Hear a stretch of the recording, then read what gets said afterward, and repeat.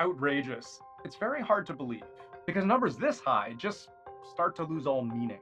245% tariffs on Chinese imports. Because escalating US tariffs from 10% to 20, then to 54, then to 104, then to 145, and now presumably to 245.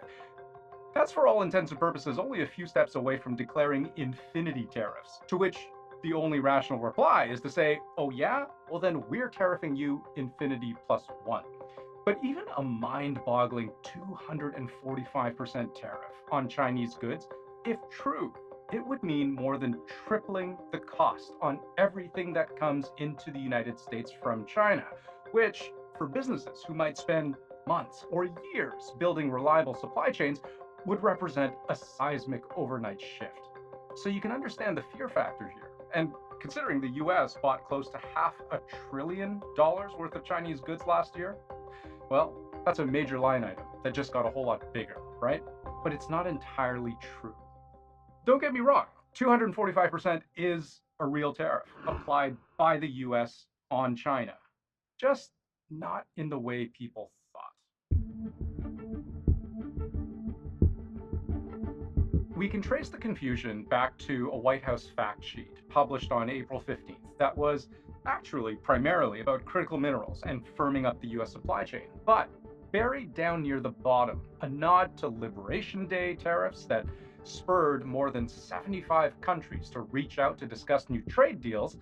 It goes on, except for China, which retaliated, before noting, for the first time I've ever seen, that China now faces up to a 245% tariff on imports to the United States as a result of its retaliatory actions. A tariff this high would make trade with China very difficult. It would be more than enough over time to pretty much bring trade to a halt.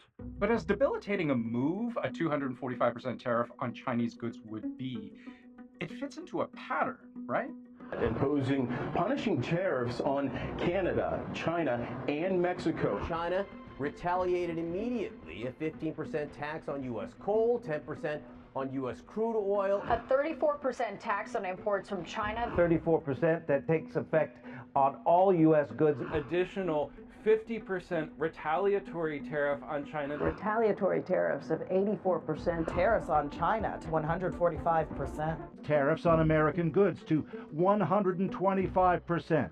In this protracted back and forth, China would have the final word, hitting back with that 125% tariff, but also issuing a statement. Even if the US continues to impose even higher tariffs, it would no longer have any economic significance and would go down as a joke in the history of world economics. If the US continues to play a numbers game with tariffs, China will not respond, which was understandable because never mind 245, even at 145 or 125 or even 50% tariffs, the vast majority of companies out there aren't making any profit. Well, there is no profit margin. It's just impossible because your price becomes so much higher than the prices of your competitors or the price that a consumer is willing to pay. Tariffs under 50% will tend to squeeze profit margins. Tariffs above 50% will tend to end all trade. But despite the vague and provocative use of 245% in the White House fact sheet, there are some very important words that are easy to miss. China now faces up to a 245% tariff.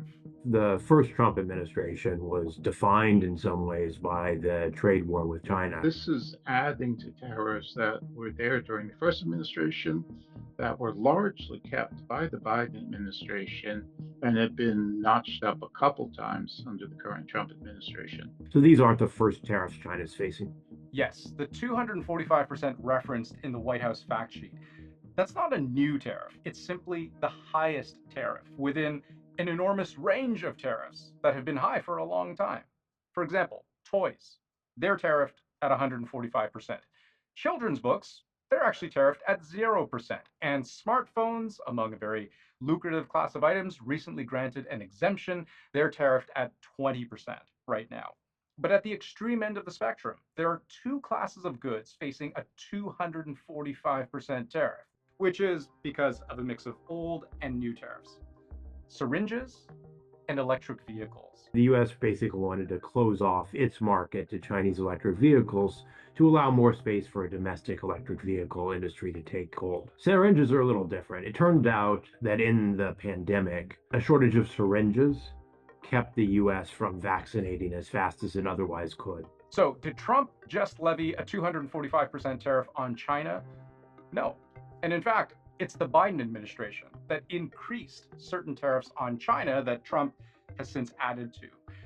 The point is, 145% is the right number when you count new broad-based tariffs on China applied during Trump's second term.